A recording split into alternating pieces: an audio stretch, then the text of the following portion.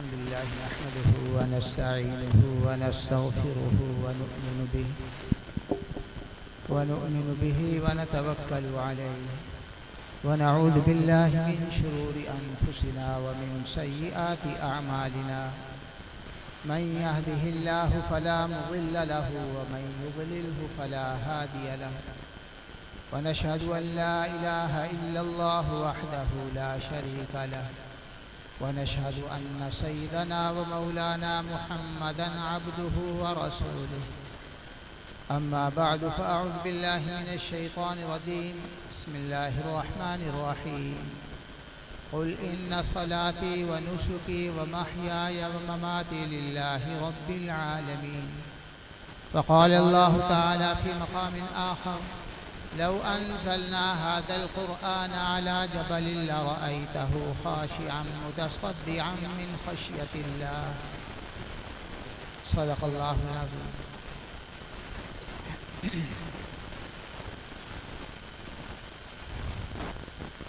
آپ سب حضرات جو تشریف لائے ہیں ایک خاص نیت سے آئے ہیں کہ اس اللہ کے گھر میں اللہ اس کے رسول کی بات سنیں گے اور اس پر پھر ہم عمل کریں گے، اور یہ آنا اس نیت سے بہت ہی قیمتی ہے.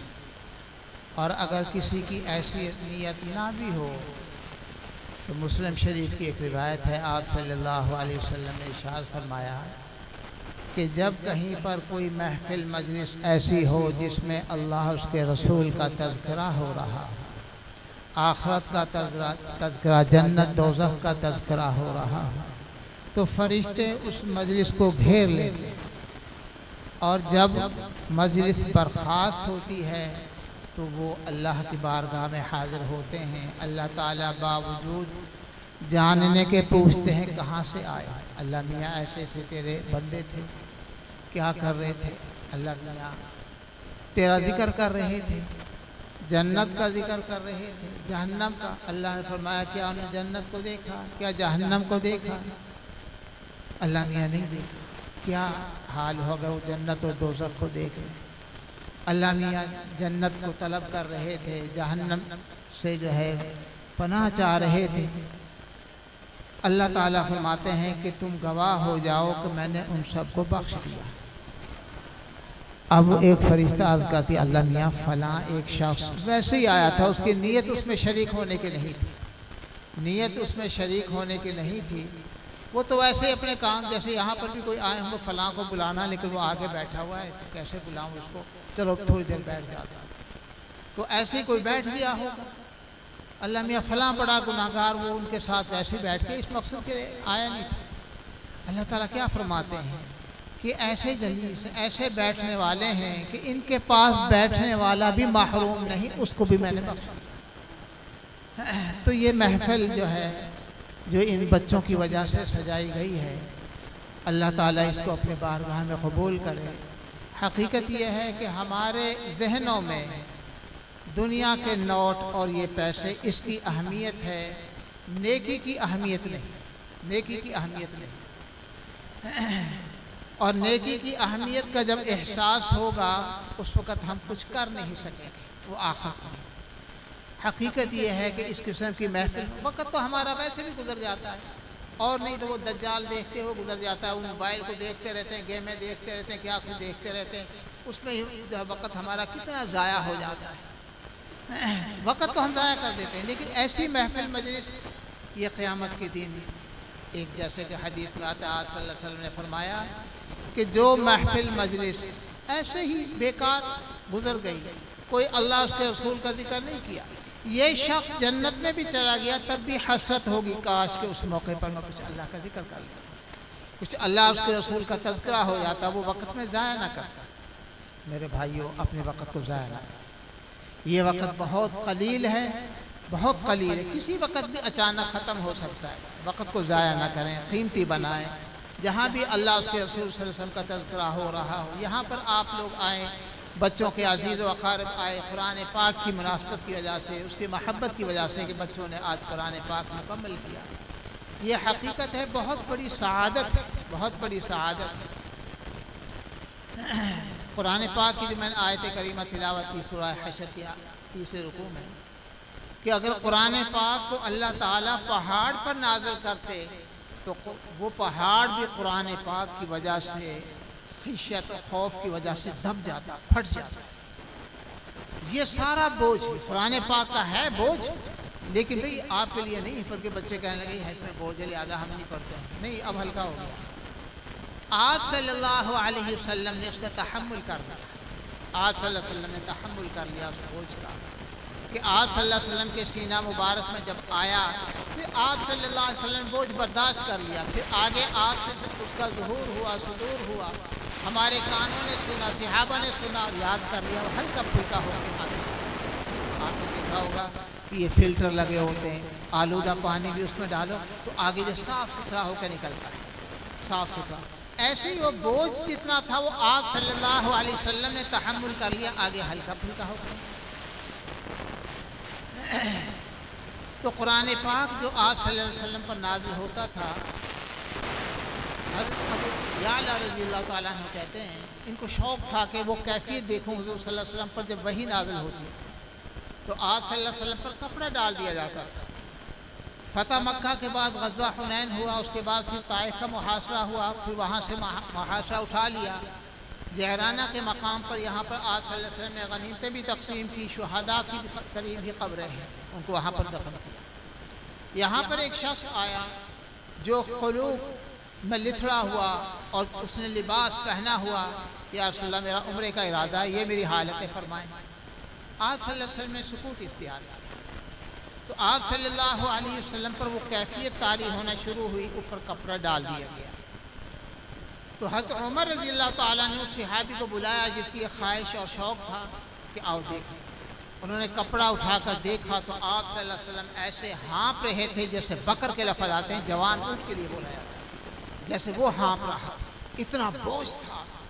سخت سردی میں حضرت عائشہ صدیقہ رضی اللہ عنہ فرماتی ہیں کہ آپ کو پسینے آ جاتے ہیں۔ یہ تحمل کر لیا، اب جو ہے قرآن پاک آپ صلی اللہ علیہ وسلم سے جب اس کا صدور ہوا، ہلکا پھلکا، کہ ہمارے چھوٹے چھوٹے معصوم بچے وہ بھی یاد کر لیں، چھوٹے چھوٹے معصوم بچے۔ تو قرآن پاک اس کے ساتھ ہم اپنی وابستگی کریں، قرآن پاک۔ اور پھر آپ صلی اللہ علیہ وسلم پر جو سلسلہ وحی کا ہوتا تھا آپ لکھواتے تھے، تو اسی مناسبت سے لکھوانے میں آپ صلی اللہ علیہ وسلم کے کاتبین جو ہیں تقریباً 50 سے زیادہ ہیں، 50 سے زیادہ ہیں جن سے آپ صلی اللہ علیہ وسلم نے قرآن پاک کی کتابت کروائی۔ ان میں حضرت معاویہ رضی اللہ تعالیٰ عنہ، کچھ میں اس مناسبت سے بھی ذکر کرنا چاہتا ہوں جو میں نے پہلی آیت ایک تلاوت کی، کہ دیکھیے ہماری جو نمازیں ہیں، ہماری قربانی، یہ سب اللہ کے لیے، یہ اللہ کے لیے۔ قربانی بھی ہماری نماز ہے، قل ان صلاتی و نسکی و محیای و مماتی، زندگی موت سب اللہ کے لیے۔ اصل تو یہ ہونا چاہیے کہ زندگی موت سب کی سب ہماری اللہ کے لیے ہو جائے، اور اس میں کسی کی شراکت نہ ہو۔ دیکھیے مشرکین مکہ جو تھے وہ اللہ تعالیٰ کو بھی مانتے تھے، اللہ تعالیٰ کو بھی مانتے تھے، لیکن بتوں کے متعلق یہ کہتے تھے کہ قربونا الی اللہ، یہ ہمیں اللہ کے قریب کر دیں گے، یہ ہمیں اللہ کے قریب کر دیں گے۔ جیسے آج کل کے بعد ہمارے مسلمان جو جاہل کہہ سکتے ہیں، لا علم ہے بیچارے، تو وہ یہ پیروں کے متعلق، قبروں کے متعلق یہ ان کا نظریہ ہوتا ہے کہ اللہ تعالیٰ اس بزرگ کی موڑتے نہیں اور ہماری سنتے نہیں، اور ان کی موڑتے نہیں، اس لیے ہم ان قبر والوں سے درخواست کرتے ہیں کہ ہماری اللہ تعالیٰ تک پہنچا جائے۔ اس کی میں مثال ایسے دیا کرتا ہوں، جیسے ایک شخص میرے پاس بیٹھا ہو، مولانا سلامت صاحب میرے پاس بیٹھے ہوئے ہیں، میں نے کہہ رکھا ہے بھی کسی نے کوئی بات پوچھنی ہے بلا تکلف پوچھ لے۔ اب اس کے بعد یہ یہاں سے اٹھتے ہیں اور آخر میں جا کے وہاں ایک شخص سے کہتے ہیں بھی میری مول صاحب سے بات کروا دو۔ یہ عجیب بات ہے، پاس بیٹھے ہوئے اور اعلان ہے بھی کسی نے کوئی بات پوچھنی ہے تو پوچھو بلا تکلف۔ اب یہاں سے اٹھ کر وہ دور جا کے اس سے کہہ رہے ہیں میری بات کروا دو، اب یہ غلطی ہے نا ان کی۔ تو اللہ تعالیٰ جب ہمارے اتنے قریب ہیں، اس قربت کو ہم چھوڑ کے بعید کا واسطہ اپنائیں، یہ ہماری غلطی ہوگی، اللہ تعالیٰ سب کی سنتے ہیں۔ اللہ تعالیٰ تو کافروں کی بھی سنتے ہیں۔ اللہ تعالیٰ نے تو شیطان کی اس وقت سن لی جب شیطان نے اللہ تعالیٰ کی نافرمانی سامنے بالکل انکار کر دیا۔ اس وقت بھی اللہ تعالیٰ سے درخواست کی کہ یا اللہ مجھے اتنی مہلت مل جائے، قیامت تک کے لیے مہلت مل جائے، تو اللہ تعالیٰ نے مہلت دے دی۔ یعنی کفر کی حالت میں کافر ہو گیا اور اللہ تعالیٰ غصے کے عالم میں کہ اللہ تعالیٰ کی نافرمانی کی، اللہ تعالیٰ نے اس وقت ان کی بات سنی، اس وقت تو اللہ تعالیٰ سب کی سنتے ہیں، اللہ تعالیٰ سے ہی بات۔ پھر یہ ہے کہ جو بھی ہماری عبادت ہو اللہ کے لیے، ہماری نظر و نیاز جو کچھ ہو اللہ کے لیے، غیر اللہ کے لیے نہ ہو۔ نظر و نیاز جو ہو ہماری اللہ تعالیٰ کے لیے۔ کتنی ہم خیرات کرتے ہیں، پیروں کے نام کی کرتے ہیں، مقصد کیا کہ فلاں پیر صاحب پھر خوش ہو جائیں گے اور پھر ہماری مشکلیں حل کریں گے۔ بھئی یہ شرکی عقیدہ ہے، اپنا عقیدہ دے۔ جیسے حضرت علی رضی اللہ تعالیٰ عنہ کا فرمان ہے کہ جس بندے کا عقیدہ درست نہیں ہے اس کا کوئی عمل بھی قبول نہیں۔ عقیدہ درست ہونا، پھر آگے جو عمل کیا ہے، عقیدہ تو درست ہے، عمل کیا ہے تو بغیر اخلاص کے کوئی عمل قبول نہیں۔ بندے کا عقیدہ تو درست ہے لیکن عمل آگے اخلاص سے نہیں کر رہا، وہ قبول نہیں۔ اگر عقیدہ بھی درست ہے، اخلاص کے ساتھ کر رہا ہے لیکن سنت کے مطابق نہیں ہے تو تب بھی وہ عمل قبول نہیں، جیسے کہ شاہ عبد القادر جیلانی رحمۃ اللہ علیہ، ان کا قول ہے کہ سارے دین کی اساس بنیاد اتباع نبی، آپ صلی اللہ علیہ وسلم کی اتباع ہے۔ شیخ عبد القادر جیلانی رحمۃ اللہ علیہ، اس میں شک نہیں کہ بہت بڑے اللہ والے تھے،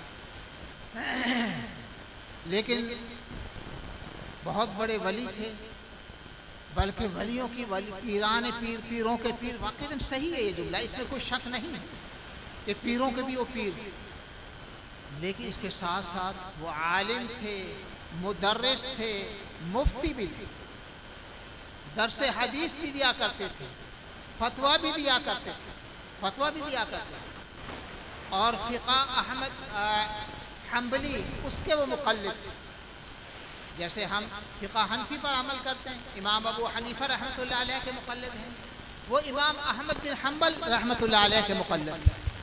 اس میں کوئی شک نہیں کہ وہ بہت ہی پائے کے اللہ والے تھے، کہ خواجہ معین الدین چشتی رحمۃ اللہ علیہ بہت بڑے بزرگ تھے، لیکن وہ بھی تسلیم کرتے تھے کہ شیخ عبد القادر کے جوتے ہمارے سروں پر، وہ بھی احترام کرتے تھے، اتنے بڑے۔ اب یہ ہوتا ہے بعض دفعہ، میں نے کہا نظر و نیاز اللہ کے لیے، ان کے لیے لوگ نظر و نیاز دیتے ہیں، آخر اس میں مقصد کیا ہے؟ یا تو یہ ہے کہ اگر پیر صاحب کے نام کی اگر اس دفعہ ہم نے کچھ نہ کیا تو ہمیں نقصان ہو جائے گا، ہمارا نقصان ہو جائے گا، اور اگر ان کے لیے ہم نے کچھ کیا تو وہ خوش ہوں گے، ہماری مشکلیں حل کریں گے۔ بھئی یہ دونوں عقیدے غلط ہیں۔ اللہ والے کسی کو نقصان نہیں پہنچاتے، اللہ والے کسی کے نقصان پر تو ان کا دل دکھتا ہے، اور ہم نے یہ تصور قائم کر لیا کہ ان کے نام کا ہم نے نہ دیا تو اس دفعہ ہمارا نقصان ہوگا۔ میری باتوں کو خالی ذہن ہو کر پھر سوچنا، ہو سکتا ہے کسی کے ذہن کے خلاف ہو، لیکن میری باتوں کو جب خالی ذہن ہو کر سوچو گے تو انشاءاللہ پھر وہ آپ کے ذہن کے مطابق ہوگی، شریعت کے مطابق۔ دیکھیے شیخ عبد القادر جیلانی رحمۃ اللہ علیہ کے نام کی جو لوگ کرتے ہیں، کیوں آخر جب میں نے کہا کہ بہت بڑے اللہ والے تھے، ان کے لیے ہم ایصال ثواب کر رہے ہیں یا اندر کچھ اپنی نیت خراب ایصال ثواب ہے تو بھائی میرا باپ میری ماں وہ زیادہ محتاج ہے، میں ان کے لیے کروں، ان کو زیادہ ضرورت مند ہے، وہ تو کوئی اللہ کے ولی نہیں تھے، اور وہ تو جناب کیا کہنے بہت بڑے پہنچے ہوئے تھے، بڑے اللہ والے تھے، میرے ماں باپ کو زیادہ ضرورت ہے، لیکن میں اپنے ماں باپ کے لیے، اپنے دادا دادی نانا نانی کے لیے تو نہیں کرتا، لیکن ان کے لیے کر رہا ہوں، آخر اس کی وجہ کیا ہے؟ کہیں اندر کوئی چور تو نہیں چھپا ہوا؟ یہ عقیدے کی غلطی ہوگی کہ پیر صاحب ہمارے عمل سے خوش ہوں گے اور جو ہے ہماری مشکلیں حل کریں، بعد میں تو خدائی اختیارات دیے، اللہ معاف فرمائے، خدائی اختیارات دیے फलां का बेटा जो है फौत हो गया। वो जनाब खातून आई और उन्होंने कहा मेरा बेटा फौत हो गया, तो उन्होंने जनाब पीर साहब ने छलांग लगाई, सारा थैला इजराइल से छीन लिया, सारी रूहें वापस जो आ गई और सारे जिंदा हो गए। कैसी कैसी कहावतें बना रहे, कैसी, सब गलत बात, गलत बात। ऐसी बातों से उन अल्लाह वालों को नफरत होती, नफरत होती। खिलाफ शरा कोई काम होता उनको नफरत होती। तो अब उसमें यह है कि मोहताज तो वो है, लेकिन हम अपने वालिदैन के लिए नहीं कर रहे, उनके लिए कर रहे हैं। मालूम हुआ कि अंदर कोई चोट चोट। एक ज़िमन में ये बात भी समझ ले भैया, वली की मैंने बात की है, वली की पहचान क्या है, वली की पहचान किया। हम भाई उसकी मजलिस में गए, उसने हमारे दिल की बात कह दी, दिल की बात कह दी, तो लिहाजा ये तो पहुंची हुई शाह पहुंचा भाई, ये कोई नहीं, ये कोई विलायत की अलामत नहीं है। फलां से हमने तावीज़ लिया, 100% ऐसा दुरुस्त हमारा काम हो गया, हमारी मुश्किल हल हो गई, ये कोई विलायत की अलामतें नहीं, ये विलायत की अलामतें नहीं। मैं कहा करता हूँ, बाज़ दफ़ा मेरे दर्स में बाज़ बैठे होते हैं कि मौलवी साहब से ये मसला पूछना है, वो मसला कुदरती तौर पर दर्स में बयान हो जाता है। बाद में कहते हैं कि ये मसला तो आपसे पूछना था, और मेरे फरिश्तों को भी पता नहीं, मुझे वहाँ गुमान भी नहीं, बस अल्लाह ताला ने मेरी ज़ुबान से मसला कहलवा दिया, मेरी ज़ुबान से कहलवा दिया, और मेरे वहाँ गुमान भी नहीं कि किसी के जहन में ऐसी बात है, कोई नहीं, लेकिन अल्लाह ने मेरी ज़ुबान से कह, तो क्या मैं दिलों की बात जानता हूँ? नहीं, बिल्कुल अल्लाह ने कहलवा दी। तो ये कोई मेयार नहीं है विलायत का। एक बात हमेशा के लिए अपने पल्ले बांध लें कि विलायत की अलामत के उस शख्स का हर काम सुन्नत के मुताबिक, हर काम सुन्नत के मुताबिक हो। जिस शख्स का हर काम सुन्नत के मुताबिक होगा वो अल्लाह का वली, वो अल्लाह। नबी की मुखालफत करके कोई शख्स वली नहीं बन सकता, कोई शख्स वली नहीं बन सकता। आप सल्लल्लाहु अलैहि वसल्लम की जितनी कोई कामिल इत्तिबा करेगा, इतना ही वो अल्लाह के यहाँ ज़्यादा मकबूल हो। बाकी ये है कि नबूवत तो इज़्तिरारी थी, भाई नबी का इख्तियार नहीं था कि मुझे नबी बनाया जाए। हज़रत हारून अलैहिस्सलाम के मुतालिक ही एतराज़ हुआ ना, हज़रत मूसा अलैहिस्सलाम की दुआ पर उनको नबी बना दिया। अल्लाह के इल्म में पहले ही था कि हज़रत मूसा अलैहिस्सलाम के साथ हारून अलैहिस्सलाम ये भी नबी होंगे, और मूसा उनके लिए दुआ करेंगे, और मैं फिर जो है पहले से अल्लाह के इल्म में था। ये नहीं कि वो पहले से कोई अल्लाह ताला के प्रोग्राम नहीं था और हज़रत मूसा अलैहिस्सलाम ने दुआ की और उनको नबी बना दिया, ऐसा नहीं। विलायत अलबत्ता इख्तियारी, विलायत इख्तियारी, हम में से हर शख्स वली बन सकता, क्योंकि मैंने आसान नुस्खा बतला दिया कि हर काम हमारा सुन्नत के मुताबिक हो। बस वलियों के सरों पर कोई सींग नहीं उगे होते, बस यही विलायत है कि जिस शख्स का हर काम सुन्नत के मुताबिक। मौलाना कासिम ननौती रहमतुल्लाह अलैह, उनको पता चला कि फलां बस्ती के करीब से एक बुजुर्ग गुजर रहे हैं, बहुत ही अल्लाह वाले हैं, हर चंद कदमों पर वो नमाज पढ़ते हैं, हर चंद कदमों पर नवाफिल पढ़ते हैं, फिर आगे चलते हैं। तो अल्लाह वालों को तो शौक़ होता है किसी अल्लाह वाले के मुतालिक पता चल जाए, चलो मुलाकात करेंगे, दुआओं की दरख्वास्त करेंगे। तो हजरत जब गए तो पता चला कि इस बस्ती से वो जा चुके हैं। तो पूछा कि उन्होंने नमाज कहाँ पढ़ी थी, कि यहाँ नमाज पढ़ी बगैर मुसल्ला के, ऐसे ज़मीन। तो वहाँ देखा तो उनके पाँव यूँ थे जैसे वी होना, एच की तरह बिल्कुल बराबर होने चाहिए, लेकिन यूँ। पर मान लिया कि ये अल्लाह का वली है, ये वली, इसका खड़ा होना ही सुन्नत के खिलाफ, खड़ा होना ही सुन्नत के खिलाफ ही अल्लाह का वली। आज वो पकड़ा गया, जर्मनी का जासूस था, वो पकड़ा गया बात।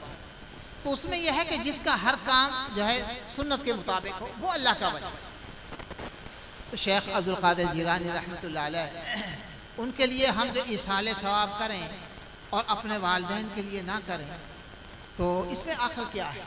वालिदैन को ज़्यादा ज़रूरत है, उन बुज़ुर्गों को ज़्यादा ज़रूरत तो सबको ही होती है, ज़रूरत तो सबको ही होती है, ज़रूरत से तो कोई भी इसमें मुस्तग़नी नहीं है। हाँ, ये भी एक बात समझ लें भाई, बाज़ दफ़ा हम थोड़ी सी इबादत करके समझते हैं हमने बहुत कुछ कर लिया। एक सफ़र में आप सल्लल्लाहु अलैहि वसल्लम तशरीफ़ ले जा रहे थे, बारी बारी सवार हो रहे थे ऊँटनी पर, सब ही आप सल्लल्लाहु अलैहि वसल्लम के साथ भी 2 सहाबा थे। तो जब आप सल्लल्लाहु अलैहि वसल्लम की पैदल चलने की बारी होती तो वो आशिक कहाँ बर्दाश्त कर सकते थे कि आप सल्लल्लाहु अलैहि वसल्लम पैदल चलें और हम सवार हों। तो दरख्वास्त या रसूल अल्लाह, आप ऊपर तशरीफ़ रखें, हम पैदल चलते। तो आप सल्लल्लाहु अलैहि वसल्लम का जुमला सुनने वाला है, आप सल्लल्लाहु अलैहि वसल्लम ने क्या फरमाया? کہ طاقت میں تم مجھ سے زیادہ نہیں، طاقت میں تم مجھ سے زیادہ نہیں، میں تم سے زیادہ طاقتور ہوں، اور ثواب سے میں بھی مستغنی نہیں، ثواب کی مجھے بھی ضرورت، مجھے بھی ضرورت۔ حضرت عمر رضی اللہ تعالیٰ عنہ جا رہے ہیں عمرہ کے لیے، یا رسول اللہ میرا عمرہ کا ارادہ ہے۔ آپ نے کیا فرمایا؟ چھوٹے بھائی ہمیں دعاؤں میں یاد رکھنا۔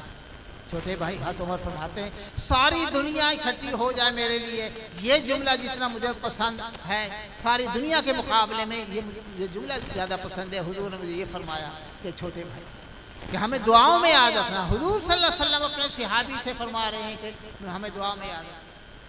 تو بھائی سب ضرورت مند ہیں اور ہم تو ہے ہی کچھ بھی حیثیت نہیں، ہم کیسے مستغنی؟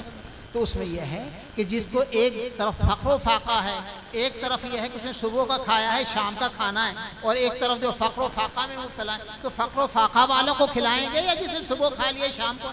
ظاہر ہے جس کو فقر و فاقہ ہے اس کو کھلائیں گے۔ باقی یہ جو عقیدہ ہے کہ یہ اگر ہم نے یہ کام نہ کیا تو نقصان پہنچائیں گے، اس کے متعلق یہ سمجھے ہاں بھی نقصان بھی ہو جاتا ہے، نقصان بھی ہو جاتا ہے۔ اس میں اپنا واقعہ سناتا ہوں۔ میرے والد صاحب رحمۃ اللہ علیہ نے خود مجھے سنایا کہ ہندوستان میں والد صاحب اور میرے جو چچا ہیں یہ دونوں رات کو جاگ رہے تھے اور کوئی مہمان آیا ہوا تھا دہلی سے گاؤں میں وہاں پر، تو اس مہمان نے میری دادی سے پوچھا یہ بچے سوئے کیوں نہیں؟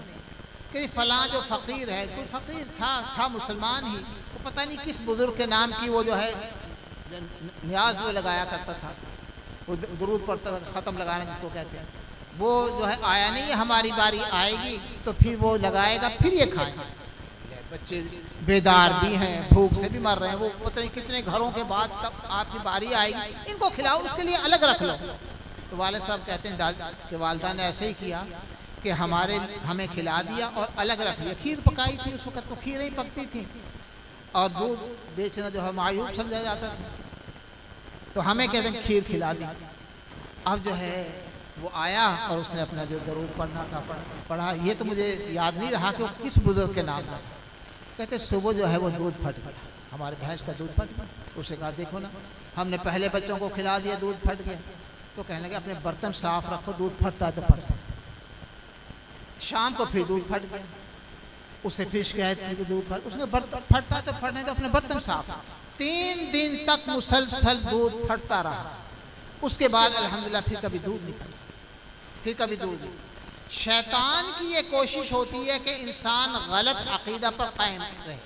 آپ سے بھی کہتے ہو فلاں تکلیف آپ کو، فلاں قبر پر جاؤ، یہ وہاں پر نذرانہ دو، یہ نیاز وہاں پر دو، تمہاری تکلیف دور ہو جائے گی، وہاں جھاڑو رکھو، وہاں پر یہ کرو، فلاں قبر پر جاؤ، فلاں مزار پر جاؤ، یہ منت مانو، تمہاری تکلیف دور ہو جائے گی۔ اب بھی ایسے کہنے والے ہیں اور بعض ایسے جن کی تکلیف دور ہو جاتی ہے، اس کی وجہ کیا ہے؟ شیطان۔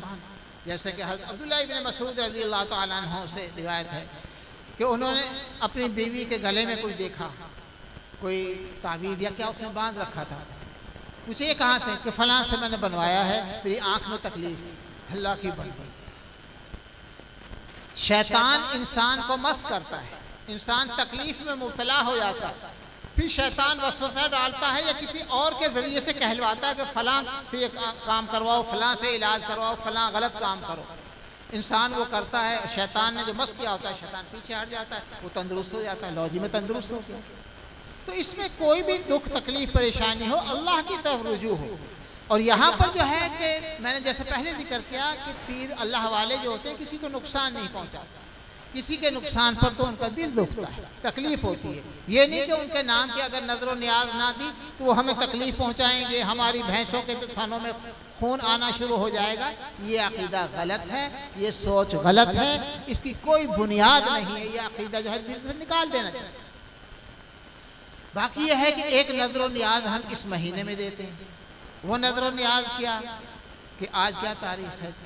17، چاند کیا 17 ہے، 22 کو ایک ہم کام کریں گے، گھروں میں کنڈے بھریں گے اور گھروں میں بلا کر ہی لوگوں کو کھلائیں گے۔ اب تو بھئی پتہ نہیں ہے آج کیا طریقہ ہے، آج سے تقریباً کوئی 51 سال پہلے کی میں بات کر رہا ہوں، جب ہم حفظ کے زمانے میں ہوا کرتے تھے، نصف صدی پہلے کی بات ہے، گھروں میں بلا کر ہمیں کھلایا کرتے تھے، باہر اس کو تقسیم نہیں کرتے تھے، باہر تقسیم نہیں کرتے تھے، گھروں میں بلا کر۔ آخر اس کی وجہ کیا ہے؟ محرموں میں تو جو کچھ بھی سبیل ہے کوئی چیز تقسیم کر رہے ہیں وہ تو سب میں تقسیم کر رہے ہیں، لیکن یہاں پر جو گھر میں بلا کر کھلا رہے ہیں خفیہ جیسے کھلانا ہوتا ہے، اس کو جو ہے باہر ظاہر کیوں نہیں کر رہے، تقسیم کیوں نہیں کر رہے، پڑوسیوں کیوں نہیں پہنچا رہے؟ اس وقت تو ایسا ہی تھا کہ گھروں میں نہیں پہنچایا کرتے تھے، اب بھئی ماڈرن زمانہ شاید کوئی ایسا طریقہ بھی چل نکلا۔ اس کی اصل وجہ یہ ہے کہ اور یہ کنڈوں کا سلسلہ کب سے شروع ہوا؟ یہ کنڈوں کا سلسلہ 1906 میں شروع ہوا، یہ رامپور یو پی میں وہاں سے شروع ہوا، امیر مینائی لکھنوی ان کے خاندان سے شروع ہوا۔ سب سے پہلے شروع کرنے والا یہ نواب حامد علی خان امیر رامپور والی رامپور، اس نے یہ شروع کیا، یہ مذہباً شیعہ کہ حضرت جعفر صادق رحمۃ اللہ علیہ ان کے نام کے یہ کنڈے بھرے جاتے ہیں۔ اب سوچنا یہ ہے کہ حضرت جعفر صادق رحمۃ اللہ علیہ ایک اس کے بڑے فضائل ہیں کہ فلاں لکڑہارا تھا اس نے کنڈے بھرے مالدار ہو گیا، فلاں نے بھرے مالدار ہو گیا، یہ ہو گیا۔ اس کی حقیقت کیا ہے؟ آیا اس دن حضرت جعفر صادق رحمۃ اللہ علیہ پیدا ہوئے یا ان کی وفات ہے؟ جبکہ ہم دیکھتے ہیں کہ اس دن نہ ان کی پیدائش ہے نہ ان کی وفات ہے۔ ان کی پیدائش تو 17 ربیع الاول کو ہے، سن 80 ہجری میں، سن 80 ہجری میں 17 ربیع الاول کو ہے۔ اب 22 جو ہے رجب تو پھر بھی نہ رہا۔ ان کی وفات 15 جمادی الاخری 148 ہجری میں ہے۔ اب نہ اس دن وفات ہے نہ اس دن پیدائش ہے، کچھ بھی نہیں، پھر ان کے نام کے مناسبت سے یہ کنڈے کیوں بھیرے جا رہے ہیں؟ جب ہم تاریخ میں دیکھتے ہیں، صحابہ اکرام کی جو ہے زندگیوں کو دیکھتے ہیں، ان کے انتقال کی تاریخوں کو دیکھتے ہیں، تو ہمیں ملتا ہے کہ ہمارے ماموں کاتب وحی حضرت معاویہ رضی اللہ تعالیٰ عنہ ان کی وفات ہے، 22 رجب کو ان کی وفات ہے۔ ان کے دشمن دوسروں میں بھی ہیں، اپنوں نے بھی زبانیں کھولی ہیں کہ صرف حضرت علی رضی اللہ تعالیٰ عنہ سے جنگ صفین جو ہوئی وہ تو سامنے ایک رہی، اس کی بھی پوری حقیقت معلوم نہیں کہ جنگ صفین جو تھی اس میں آیا بالکل صلح کے قریب پہنچ چکے تھے، معاہدہ ہو چکا تھا، لیکن دشمنوں نے جو بیچ میں منافق تھے انہوں نے لڑائی کروائی، انہوں نے سلجھا، انہوں نے حملہ کیا، انہوں نے سلجھا، انہوں نے حملہ کیا، لڑائی ہو گئی۔ جبکہ ان کا تو حضرت علی رضی اللہ تعالیٰ عنہ، حضرت عثمان غنی رضی اللہ عنہ کے خون پر اختلاف تھا کہ یہ حضرت معاویہ رضی اللہ عنہ یہ خاندانی لحاظ سے حضرت عثمان کے زیادہ قریب تھے بنسبت حضرت علی رضی اللہ عنہ۔ یہ ان کا مطالبہ تھا کہ بلوائی ہمارے حوالے کیے جائیں، ہم ان سے قصاص لیں گے۔ حضرت علی رضی اللہ عنہ فرماتے تھے فی الحال میں اس پوزیشن میں نہیں ہوں، میں لوں گا ان سے بدلہ، لیکن فی الحال ان کا ایک زور ہے، تو اس پر جو ہے بات آگے چل نکلی تو وہ فوجیں لے کر آگے کہ ہم پکڑتے ہیں ان کو، مارتے ہیں، لڑائی ہوگی۔ بہرحال یہ تو ہے، لیکن اس کے علاوہ ان کا جو ایک یعنی کہ خوشنما جو ایک چہرہ ہے جو احادیث کے اعتبار سے وہ ہمارے سامنے اوجھل ہو جاتا ہے۔ بس یہ ہم نے بات پکڑ لی، اور اس کے متعلق حضرت معاویہ رضی اللہ عنہ کے متعلق عجیب باتیں کہ جی وہ تو حضرت معاویہ تو برسر منبر جمعہ کے خطبہ میں حضرت علی رضی اللہ عنہ پر جو ہے سب و شتم کی بوچھاڑ کیا کرتے تھے، یہ کرتے تھے، وہ کرتے، فلاں کرتے۔ کہیں بھی اس کا ثبوت نہیں ہے، کہیں بھی اس کا ثبوت نہیں۔ اب وقت نہیں ورنہ بس سب اور شتم دونوں میں الگ الگ معنی ہے۔ سب کی نسبت اگر حضور صلی اللہ علیہ وسلم کی طرف ہو تو کیا ہے؟ ہمارا تو یہ عقیدہ ہے پوری زندگی آپ صلی اللہ علیہ وسلم کبھی گالی نہیں دی، تو سب کا لفظ تو یہاں بھی آتا ہے۔ اس شریف میں جو آتا ہے کہ آپ صلی اللہ علیہ وسلم نے فرمایا کہ فلاں جگہ پہنچو گے وہاں پر ایک چشمہ جاری ہے اور بالکل وہ باریک سا ہے، کل صبح ہم وہاں پر پہنچیں گے، دیکھو کوئی وہاں پر اس پانی کو ہاتھ نہ لگا۔ آپ صلی اللہ علیہ وسلم جب تبوک کے لیے جا رہے تھے، غزوہ تبوک، وہاں 2 بندے پہلے ہی پہنچ گئے، تو وہاں پر ایک باریک سا چشمہ جو ہے جاری تھا، بالکل ایک باریک سی نالی سی تھی۔ آپ نے فرمایا اس کو چھیڑا تو نہیں چھیڑا۔ وہاں حدیث میں سب کا لفظ آتا ہے، اب سب کا کیا ہے؟ نالائق، بیوقوف، نالائق، بیوقوف، تم نے غلط کام کیا، یہ بھی سب کا معنی میں آتا ہے۔ یہ بھی کیا حضور صلی اللہ علیہ وسلم گالیاں دے رہے تھے ماں بہن کی؟ یہی ہے جیسے کوئی سخت سوس کہہ دیتے ہیں، کوئی ڈانٹ کے جملے بول دیتے، یہ تھے، لیکن سب کا لفظ، لیکن کہ جی وہ سب و شتم کیا کرتے تھے، یہ کیا کرتے تھے، سب غلط بات ہے، سب غلط بات ہے۔ حضرت معاویہ رضی اللہ تعالیٰ عنہ کے متعلق حضور صلی اللہ علیہ وسلم نے فرمایا اللہم اجعلہ ہادیا مہدیا واہد بہ، رواہ ترمذی شریف کی روایت۔ ایک دوسری حدیث میں آپ صلی اللہ علیہ وسلم نے فرمایا اللہم علم معاویہ الکتاب والحساب وقہ العذاب، رواہ احمد۔ مسند احمد کی روایت ہے، حضور صلی اللہ علیہ وسلم نے فرمایا کہ اللہ ان کو علم کتاب قرآن پاک کا علم عطا فرما، ان کو جو ہے حساب کا علم عطا فرما، اور ان کو عذاب سے بچا۔ پھر کاتب وحی ہیں اور ہمارے ماموں ہیں، قرآن پاک سے ثابت ہے کہ ہمارے ماموں، قرآن پاک سے ثابت ہے۔ سورہ احزاب میں کیا ہے کہ نبی کی بیوییں امت کی مائیں ہیں، اور ماں کا بھائی کیا ہوتا ہے؟ ماموں ہی تو ہوتا ہے، ماموں ہی تو ہوتا ہے۔ ماموں بھی ہیں ہمارے، کاتب وحی بھی ہیں، حضور صلی اللہ علیہ وسلم نے دعائیں بھی دی ہیں ان کو مختلف انداز، آپ صلی اللہ علیہ وسلم کے کاتب رہے۔ اور پھر ایک اور بھی بات ہے، حضرت معاویہ رضی اللہ عنہ بعثت نبی سے 5 سال پہلے ہی مسلمان ہو پیدائش ہے، لیکن آپ دیکھیں گے کہ والد ان کے وہ تو کمانڈر بن کے جا رہے ہیں لڑائیوں میں، لیکن بیٹا نہیں آ رہا۔ معاویہ کا کہیں ذکر، حضرت معاویہ رضی اللہ کہیں ذکر نہیں آتا کہ یہ بدر میں شریک ہوئے ہیں یا احد میں شریک ہوئے ہیں یا خندق میں شریک، کہیں بھی شریک نہیں۔ تو میرے بھائیوں کہ کوئی بھی ایسا کام ہو اس کی تحقیق بھی تو کر لیا کرو کہ آیا یہ کیوں شروع کیا۔ حضرت جعفر صادق رحمۃ اللہ علیہ کا ان کنڈوں کے ساتھ کیا تعلق ہے؟ کہیں ایسا نہ ہو کہ صحابی کی وفات میں یہ خوشی کا انداز اپنایا جا رہا ہے، کہیں اللہ تعالیٰ ہمارا ہی کنڈا نہ کر دے، پھر اس کے محبوبوں کی جو ہے خوشی منائی جا رہی ہے۔ اسی وجہ باقی یہ ہے کہ یہ ماشاءاللہ قرآن پاک انہوں نے حفظ کیا، ماشاءاللہ یہ ادارہ اب پھل دینا شروع ہو گیا، پھل دینا۔ پچھلے سال بھی ایک بچے نے ماشاءاللہ حفظ کیا، 3 بچوں نے حفظ کیا، اور انشاءاللہ یہ آگے مقدار بڑھے گی۔ یہ بچے جو ہم پڑھاتے ہیں اس کے لیے میں ایک جملہ جو ہے صرف ذکر کرتا ہوں۔ مولانا قاسم نانوتوی رحمۃ اللہ علیہ یہ بانی شمار ہوتے ہیں دیوبند کے۔ ان کے وصال کے بعد ان کے بیٹے حافظ محمد احمد یہ دیوبند کے محتمم بنے۔ قاری طیب صاحب رحمۃ اللہ علیہ کے والد ہیں حافظ محمد۔ میں توجہ سے سنیں گے، بعد میں بڑے پتے کی کہہ رہا ہوں کہ مولوی اور یہ حافظ ان کا مقصد کیا ہے، مقصد زندگی کیا ہے ان کا۔ تو حافظ محمد احمد رحمۃ اللہ علیہ یہ محتمم تھے، یہ کسی سلسلے میں حیدرآباد دکن وہاں گئے، ریاستیں قائم ہو چکی تھی اس وقت اور سلسلہ ایک چل رہا تھا، انگریز بھی تھا۔ تو حیدرآباد دکن کے جو وہاں کے والی تھے، جو وہاں کے، ان سے بھی ملے، تو انہوں نے ایک بات کہی کہ آپ کے دیوبند کے پڑھے ہوئے جو آتے ہیں ہمارے پاس، ان کو ہم کہیں پر بھی اپنی حکومت میں کہیں بھی کوئی ذمہ داری دیتے ہیں، بہت ہی دیانتداری کے ساتھ وہ ذمہ داری کو نبھاتے ہیں، بہت ہی دیانتداری کے ساتھ، احسن طریقے کے ساتھ۔ میری خواہش یہ ہے کہ ہم معاہدہ کر لیں کہ آپ کے جتنے بھی فاضل ہوں، فارغ ہونے والے ہوں، وہ سب کے سب جو ہے نا ہمارے ہاں آئیں، ہم ان کو اپنی ریاست میں کوئی نہ کوئی ذمہ داریاں دیں گے، کہیں کھپا دیں گے۔ فائدہ یہ ہے کہ ان کے لیے ملازمت مل جائے گی، اور ان کا معاش کا مسئلہ حل ہو جائے گا، اور یہ ہے کہ ہم آپ کے مدرسے کو چندہ بھی دیں گے، آپ کے مدرسے کا بھی حل ہو گیا اور ان فاضلوں کا بھی حل ہو گیا۔ حافظ محمد احمد رحمۃ اللہ علیہ سوچنے لگی کہ واقعتاً ہمارے فاضل باز پریشان ہوتے ہیں فراغت کے بعد کہ اب کیا کریں گے، کہاں جائیں گے، کہاں سے، ہم بھی کہہ دیتے ہیں کہاں سے کھائیں گے، کہاں سے پیئیں گے مولوی۔ تو یہ تو اچھا ہے، اچھی صورت نکل آئی ہے۔ کہنے لگے بھی میں مشورہ کر کے بتلاؤں گا۔ آئے حضرت شیخ الہند رحمۃ اللہ علیہ، صدر مدرس تھے، ان سے ذکر کیا کہ ایسے ایسے جو ہے جو والی حیدرآباد دکن ہے، اس نے یہ پیشکش کی ہے کہ آپ کے جتنے فاضل ہیں وہ ہمارے پاس آئیں، ہم ان کو اپنا ملازم رکھیں گے۔ ہم نے ان کو انتہائی دیانتدار پایا اور بڑا قابل پایا، ہر کام ذمہ داری سے کرتے ہیں، اور آپ کے ادارے کو ہم چندہ دیا کریں گے، آپ کی معاشی پریشانی بھی دور ہو جائے گی۔ تو میں نے سوچا کہ یہ تو بہت آسان ہے۔ کہنے لگے کہ محمد احمد وعدہ تو نہیں کر رہے؟ کہ نہیں حضرت، وعدہ تو نہیں کیا میں نے، اب تو میں مشورہ کر کے پھر بتلاؤں گا کہ دیکھو ہمارے بڑے جو ہیں رشید احمد گنگوہی رحمۃ اللہ علیہ ہیں، آپ ان کے پاس جائیں، ان سے مشورہ کریں۔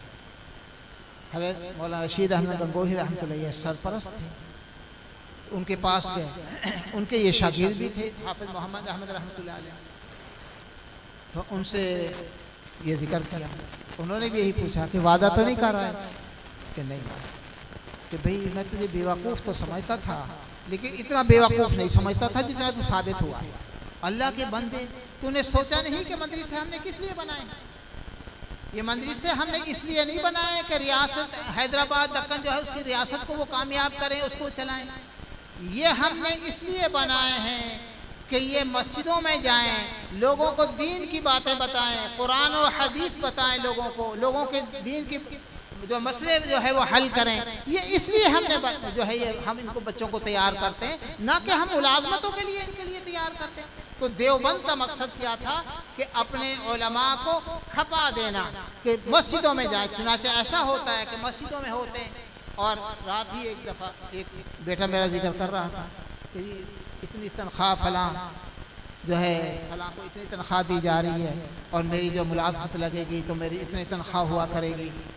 تو میں نے کہا آپ کو پتہ نہیں کہ اس تنخواہ میں کتنی طاقت ہوتی ہے، اس میں جو برکت ہوتی ہے، اس میں جو برکت ہوتی ہے۔ ٹھیک ہے تھوڑا تھوڑا یعنی کہ تنخواہیں ملتی ہیں، اور پھر بھی جو ہے قرآن اور حدیث کو سینے کے ساتھ لگائے ہوئے، پھر بھی مسجد کے ساتھ تعلق ہے۔ مسجدیں ہماری آباد ہیں، مسجدیں آباد ہیں، یہ دین کی خدمت کے لیے ہے۔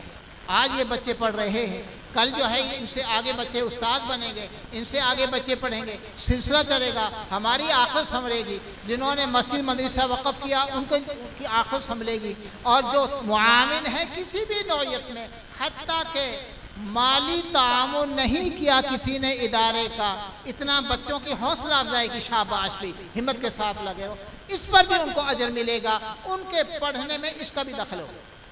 حضرت مولانا ارشاد احمد صاحب رحمۃ اللہ علیہ میرے استاد بھی تھے، میرے شیخ بھی تھے، وہ فرمایا کرتے تھے، ایک جگہ فرما رہے تھے کہ میں نے جو ایک لقمہ کھایا مدرسے میں، ایک وقت کا جو کھانا کھایا، جس شخص نے وہ کھانا کھلایا اس کے لیے ایک وقت کا کھانا کوئی بوجھ نہیں تھا، لیکن اس سے میرے اندر جو توانائی پیدا ہوئی، میں نے سبق پڑھا، سبق یاد کیا، اور اس کے بعد جو نمازیں پڑھی وہ تو الگ، جب سبق پڑھا اور تکرار کیا، پھر میں نے پڑھانا شروع کیا، آگے جو سلسلہ چل نکلا، آگے شاگردوں کے شاگردوں کا سلسلہ چل نکلا۔ اب وہ ایک وقت کا جو کھانا کھلایا تھا اس شخص کو مسلسل اجر پہنچ رہا۔ یہ صدقہ جاریہ ہے بھائی، یہ صدقہ جاریہ ہے۔ حدیث میں کیا آتا ہے کہ نیک اولاد یہ بھی صدقہ جاریہ ہے۔ نیک اولاد، جس اولاد کو ہم نے ملازمتوں میں ادھر ادھر لگا دیا تو ظاہر ہے وہ تو ملازمتوں کے ہو کے رہ گئے، پھر تو نمازیں بھی جو ہے ٹائم بے ٹائم ہو رہی ہیں۔ اس لیے اپنی اولاد کو دین کی طرف راغب کریں، یہی سب سے اعلیٰ علم ہے، سب سے اعلیٰ۔ ہمارے نبی سب سے اعلیٰ، ان کے علوم بھی سب سے اعلیٰ۔ یہ کیسے ہو سکتے؟ نبی تو سب سے اعلیٰ، علوم ان کے ادنا، ایسا نہیں ہو سکتا۔ حفاظت کے بچے ہوں، دوسرے ہوں، علماء ہوں، میں ان سے کہا کرتا ہوں اپنی قدر خود کرو، اپنی قدر خود کرو۔ حضرت صوفی سرور صاحب رحمۃ اللہ علیہ وہ فرمایا کرتے تھے کہ جس عالم کے اندر استعداد بھی ہے، استغنا بھی ہے، وہ بادشاہ ہے، استعداد بھی ہے، استعداد پیدا کرے۔ تو بچوں سے میں کہا کرتا ہوں کہ آپ کی مثال ایسے ہے جیسے ایک شخص ہو، اس کے پاس ایک بہت بڑا ٹرنک ہے جو نوٹوں کا بھرا ہوا ہے، 5-5 ہزار کے نوٹوں کا بھرا ہوا ہے۔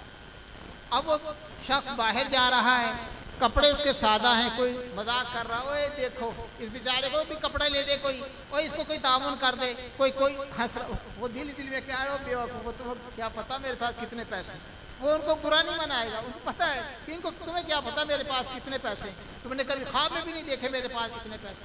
تو میرے بھائی یہ تو ایک صرف سمجھانے کی مثال ہے، یہ جو اللہ نے آپ کو دولت دی ہے اتنی عظیم ہے کہ ہم اس کا تصور بھی نہیں کر سکتے۔ تصور ہر چیز کا ہو جاتا ہے نا، آنکھیں بند کر لو، ایک دیو کھڑا، اتنے سے بڑے بڑے اس کے جو دانت ہیں، اتنی بڑی بڑی آنکھیں، اتنے بڑے بڑے سینگ ہے، یہ ہے تصور ہر چیز کا، اس کا ہم تصور بھی نہیں کر سکتے، اتنی عظیم دولت ہے۔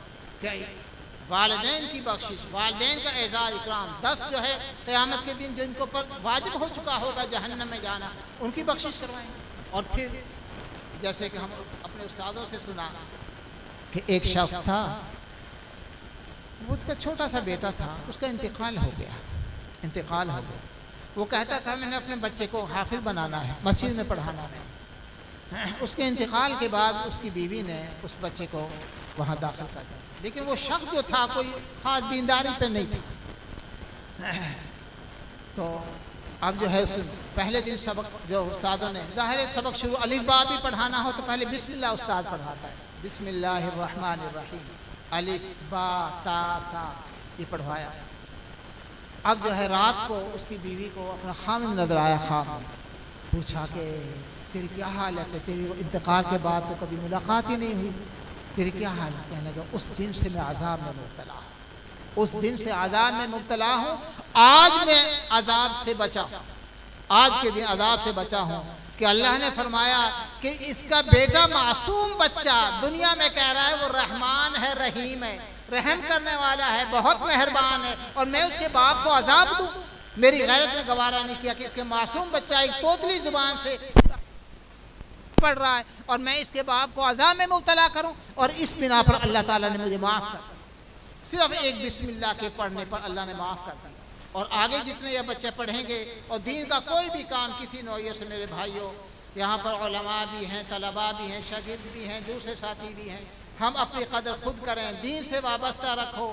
دنیا اللہ تعالیٰ قسمت کی دے دیں گے، وہ تو ہر حال میں ملے گی، لیکن یہ عظیم جو ہمارے پاس دولت ہے اس کی ناقدری نہ کریں، اس کی ناقدری نہ کریں۔ اللہ تعالیٰ مجھے بھی عمل کی توفیق عطا فرمائے، آپ کو بھی، ہمیں اپنے اولاد کو بھی دین پڑھنے پڑھانے کی توفیق عطا فرمائے، اس مدرسے کو اللہ تعالیٰ آباد فرمائے، اور جو حضرات جس نوعیت سے بھی اس کا تعاون کر رہے ہیں اللہ تعالیٰ ان کو بہترین اپنے شان کے مطابق جزائے خیر عطا فرمائے۔